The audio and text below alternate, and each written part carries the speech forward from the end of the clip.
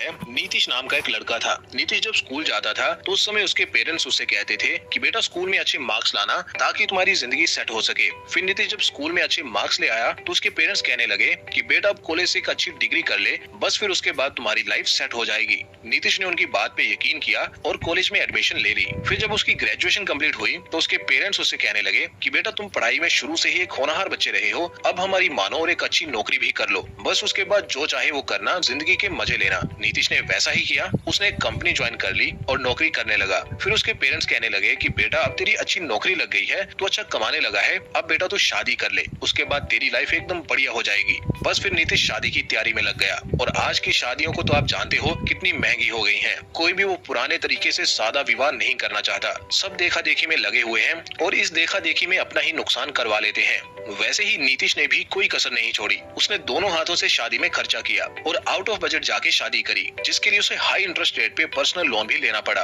फिर नीतीश की शादी हो गई और अब नीतीश अपनी बीवी की शॉपिंग के खर्चे के साथ साथ अपने पर्सनल लोन की ईएमआईज भी चुका रहा है। लेकिन उसकी मुसीबतें यहीं पे रुकी नहीं, बल्कि और ज्यादा बढ़ती गई, क्योंकि कुछ ही समय बाद उसके बच्चे भी हो गए और फैमिली बड़ी होने लगी। इस समय पे उसके पेरेंट्स और उसकी वाइफ को एक गाड़ी की जरूरत महसूस होने लगी और उन्होंने नीतीश से इस बारे में कहा। नीतीश को मालूम था कि उसकी पर्सनल लोन की चल रही किस्तें उसकी जेब में कितना मोटा छेद कर रही हैं, लेकिन इसके बावजूद भी उसके मिडिल क्लास बिहेवियर ने उसको नई गाड़ी लेने पे मजबूर कर दिया। अब नीतीश के ऊपर 2 लोन हैं, साथ में वाटर और इलेक्ट्रिसिटी जैसे बिल्स एक्स्ट्रा हैं और इन्हीं सब चीजों के कारण नीतीश को एक्स्ट्रा आवर शिफ्ट लगाना पड़ता है, जिससे नीतीश भरी जवानी में ही बुढ़ापे के साइन शो करने लगा है। दिन भर कंप्यूटर स्क्रीन के आगे बैठने के कारण उसकी कमर में दर्द रहने लगा है, जिस कारण वो झुक के चलने लगा है और आंखों पे मोटे मोटे डार्क सर्कल भी बन चुके हैं। नीतीश ने शुरुआत तो करी थी इस मंशा के साथ कि ये सबसे उसकी लाइफ बेहतर होगी, उसे जिंदगी में खुशियां हासिल होंगी, लेकिन इन रियलिटी उसकी जिंदगी के टोटल एल लग चुके हैं। और अभी कहां, अभी तो उसके बच्चे बड़े होने बाकी हैं, फिर उनकी स्टडी का खर्चा और उसके ऊपर आ जाएगा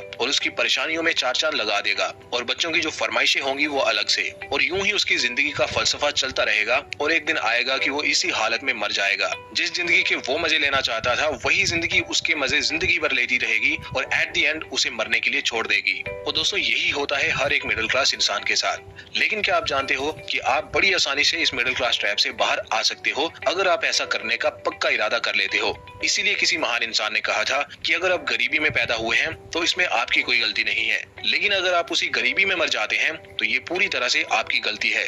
तो आइए दोस्तों, मैं आपको इस गरीबी से बाहर निकलने के लिए पैसों के 4 नियम बताता हूँ। और घबराइए नहीं, ये कोई ऐसे वैसे नियम नहीं है, बल्कि एक जाने माने ऑथर डेव रामसे द्वारा बताए गए नियम हैं, जो उन्होंने अपनी बेहद ही प्रसिद्ध किताब द टोटल मनी मेकओवर में बताए हैं। ऑथर के मुताबिक मिडिल क्लास लोग 2 तरह के होते हैं। एक तो वो जो इस बात पे यकीन करते हैं कि जिंदगी ना मिलेगी दोबारा, इसलिए खुले दिल से खर्चा करो। ऐसे लोग अपनी सारी कमाई बस मौज मस्ती में उड़ा देते हैं। और दूसरे तरह के लोग वो होते हैं जो कंजूसी करके पूरी जिंदगी गुजारते हैं। ये पूरी जिंदगी अपनी इच्छाओं को मार के जीते हैं और ऐसे ही नीरस सी जिंदगी जी के दुनिया से चले जाते हैं। ऑथर हमें इन दोनों जैसा ना बनने की सलाह देते हैं, बल्कि ऑथर तो हमें एक ऐसा इंसान बनने के लिए प्रेरित करते हैं जिसके पास इस बात की आजादी हो कि वो अपने समय का इस्तेमाल अपनी मर्जी के मुताबिक कर सके और खुला खर्चा करे और उसके बाद भी उसकी दौलत में कोई कमी ना आए, यानी कि एक फाइनेंशियली फ्री लाइफ जी सके। तो दोस्तों इस वीडियो को पूरा देखते रहिए। मैं आपको यकीन के साथ कह सकता हूँ कि इस वीडियो को पूरा देखने के बाद आप टॉप 1% लोगों में शामिल हो जाओगे, जिसमें शामिल होना अक्सर लोगों का सपना होता है। तो चलिए अब काम की बात पे आते हैं। ऑथर कहते हैं कि फाइनेंशियल फ्रीडम केवल 20% आपके नॉलेज पे डिपेंड होता है और 80% आपके बिहेवियर पे डिपेंड होता है, यानी कि आप अमीर बनोगे या नहीं ये पूरी तरह से आप पर ही डिपेंड करता है। इसलिए ये सोचना छोड़ो कि आप गरीब हो या आपकी किस्मत खराब है या आप ज्यादा पैसे नहीं कमा सकते, और ये सोचना शुरू करो कि आप इस गरीबी से बाहर कैसे आ सकते हो। और इसके लिए आप इस वीडियो को पूरा ध्यान से देखिए ताकि डेव रामसे द्वारा अपनी बुक में बताए गए प्रिंसिपल्स को आप समझें और अपनी लाइफ में इम्प्लीमेंट करके अमीर बने। So let's begin. Rule number 1 है स्टॉप प्रिटेंडिंग, यानी बहाने बनाना बंद करो। ऑथर कहते हैं कि दुनिया में ज्यादातर लोग खुद से झूठ कहते हैं। उनकी हेल्थ अच्छी नहीं होती, फाइनेंशियल कंडीशन अच्छी नहीं होती, लेकिन फिर भी वो ऐसे जीते हैं जैसे कि सब चंगा सी। वो ऐसे प्रिटेंड करते हैं जैसे कि कुछ गलत हो ही नहीं रहा। ये एकदम उस मेंढक की तरह है जिसे अगर उबलते हुए पानी में डाला जाए तो वो उछल के एकदम से बाहर आ जाएगा, क्योंकि उसे पता है कि वो उस पानी में मर सकता है। लेकिन जब उसी मेंढक को पहले ठंडे पानी में डाला जाए तो वो मेंढक उसमें तैरने लगेगा, और फिर जब उसे धीरे धीरे करके गर्म किया जाए तो मेंढक को महसूस तो होगा कि पानी गर्म हो रहा है, लेकिन वो सोचेगा कि वो उसमें रह सकता है और बाहर नहीं निकलेगा और आखिरकार उसी में मर जाएगा। सेम ऐसे ही लोगों को महसूस तो होता है कि खराब खाना खाने की वजह से उनकी हेल्थ खराब हो रही है और लोन लेने से उनके फाइनेंसेस खराब हो रहे हैं, लेकिन वो तब तक ऐसा करते रहते हैं जब तक हालात बेकाबू ना हो जाएं।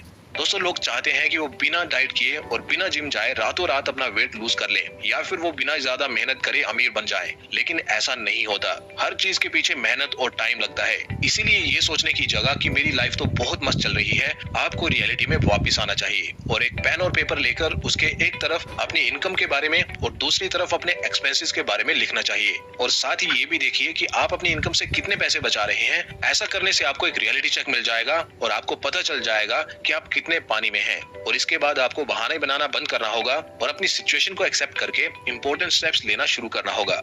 Rule number 2, save for rainy days. दोस्तों, मान लो आप सुबह घर से ऑफिस के लिए निकलते हो और आपकी ऑफिस में एक इम्पोर्टेंट मीटिंग है। इतनी इम्पोर्टेंट मीटिंग कि जो आपके करियर की डायरेक्शन को तय कर सकती है।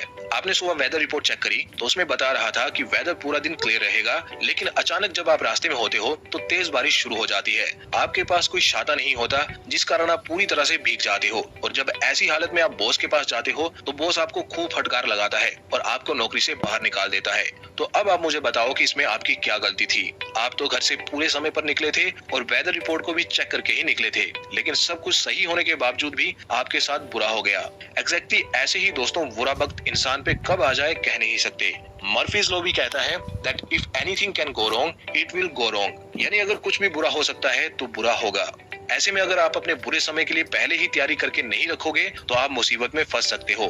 जैसे कि एक बार मेरे एक दोस्त के साथ हुआ। मेरे दोस्त के पास एक पुश्तैनी प्लॉट था जिसे उसने 5 लाख रुपए में बेच दिया। 5 लाख रुपए हाथ में लेके मेरा दोस्त बहुत खुश हुआ और वो सोचने लगा कि वो इतने पैसों से अपना कोई काम शुरू करेगा और नौकरी हमेशा के लिए छोड़ देगा। लेकिन जैसे ही अगले दिन वो ऑफिस के लिए निकला तो रास्ते में उसका एक्सीडेंट हो गया। उसने गाड़ी के साथ अपनी बाइक भिड़ा दी, जिसके चलते उसकी खुद की कुछ हड्डियां टूटी, बाइक का भी नुकसान हुआ और दूसरे आदमी की गाड़ी की बैकलाइट भी टूट गई और थोड़ा बहुत और नुकसान भी हुआ। मेरे दोस्त को ये सब का मुआवजा भरना पड़ा। खुद के इलाज पे तो जो पैसे लगे वो तो अलग, लेकिन गाड़ी और बाइक को ठीक करवाने में भी काफी खर्चा आ गया और जो 5 लाख रुपए उसे प्लॉट बेच के मिले थे सब इसी में लग गए। उसका पैसे से पैसा बनाने का सपना भी अधूरा रह गया। लेकिन ऐसा बिल्कुल ना होता अगर मेरे उस दोस्त ने समय रहते इमरजेंसी फंड बनाया होता। देखो, हम तूफान को तो आने से नहीं रोक सकते और जो वो नुकसान करके जाएगा उसे भी कम नहीं कर सकते, लेकिन नुकसान के बाद उसे रिकवर जरूर कर सकते हैं अगर हम इमरजेंसी के लिए पैसे बचा लेते हैं।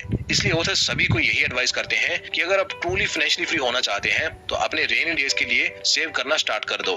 लेकिन यहाँ एक सवाल ये भी पैदा होता है कि आखिर कितने पैसे हम सेव करें। तो इसका जवाब भी ऑथर अपनी बुक में बताते हैं। ऑथर कहते हैं कि आपको इमरजेंसी के लिए लाखों करोड़ों रुपए सेव करने की जरूरत नहीं है। आप बस $1000 भी सेव कर सकते हैं, जो कि इंडियन रुपीज में 83,000 के करीब होता है। और इन पैसों को आपको हमेशा कैश फॉर्म में ही रखना है। कई सारे स्मार्ट लोग इन पैसों से रिटर्न्स लेने के चक्कर में इन्हें एफडीज या कोई और अच्छे रिटर्न्स देने वाली स्कीम्स में इन्वेस्ट कर देते हैं।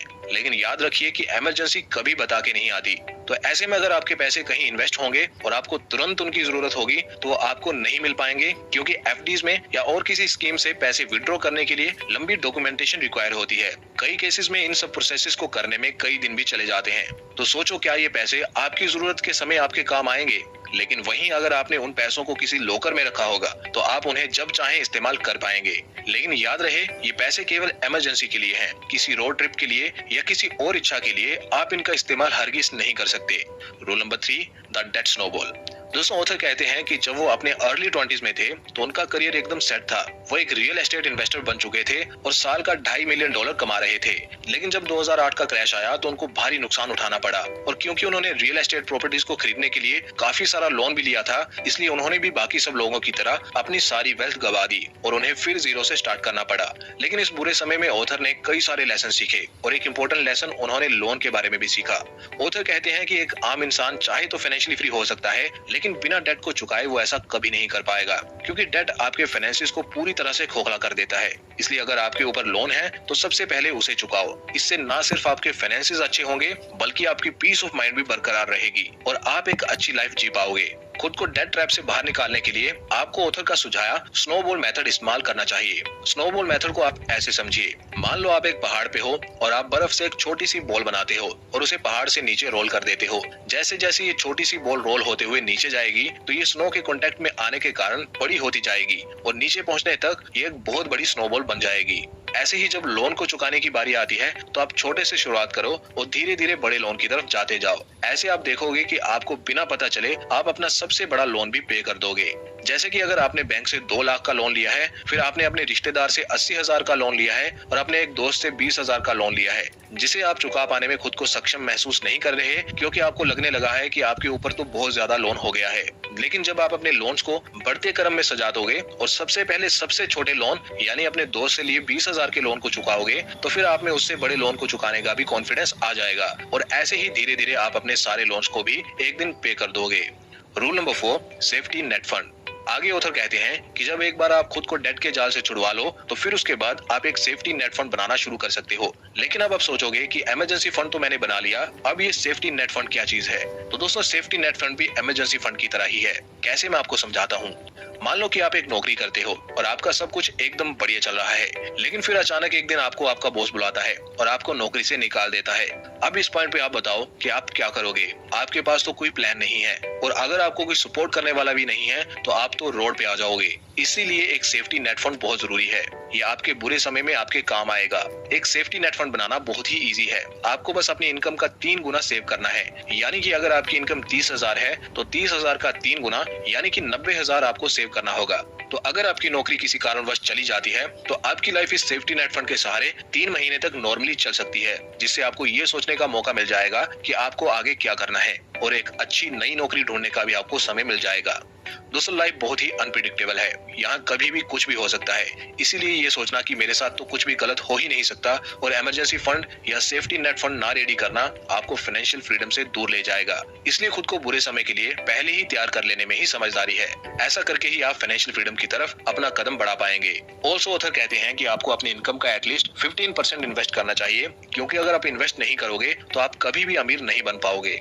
दोस्तों, अगर आप अपनी लाइफ में अच्छे चेंजेस चाहते हैं और चाहते हैं कि आप फाइनेंशियली फ्री होकर लाइफ बिताएं, तो आप हमारे इस चैनल को भी सब्सक्राइब कर सकते हैं। हमारा ये चैनल आपके लिए डेडिकेटेड है, आपको फाइनेंशियली एजुकेट करने के लिए। दोस्तों, आज की वीडियो में तो बस इतना ही, लेकिन जाने से पहले मैं एक स्वीट सी स्टोरी आपके साथ शेयर करना चाहता हूँ ताकि आप इस बुक की टीचिंग्स को कुछ लाइन्स में समझ पाओ।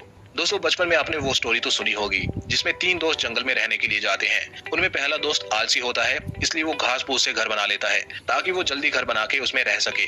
दूसरा दोस्त थोड़ा पहले वाले से बढ़िया काम करता है और कुछ दिन लगा के एक लकड़ी का घर बनाता है। लेकिन तीसरा दोस्त पेशेंस से काम लेता है और वो दूर की सोचता है, इसलिए वो ईंट और सीमेंट का पक्का मकान बनाता है। उसे अपना घर बनाने में कुछ महीने लग जाते हैं, लेकिन जब तूफान आता है तो पहले दोस्त का घर तिनका तिनका करके बिखर जाता है, जबकि दूसरे की छत से पानी टपकने लगता है। बस तीसरे दोस्त का ही घर सेफ रहता है और वो सुरक्षित अपने घर में हमेशा के लिए रहने लगता है। दोस्तों, फाइनेंशियल फ्रीडम भी कुछ इसी तरह से महसूस होती है।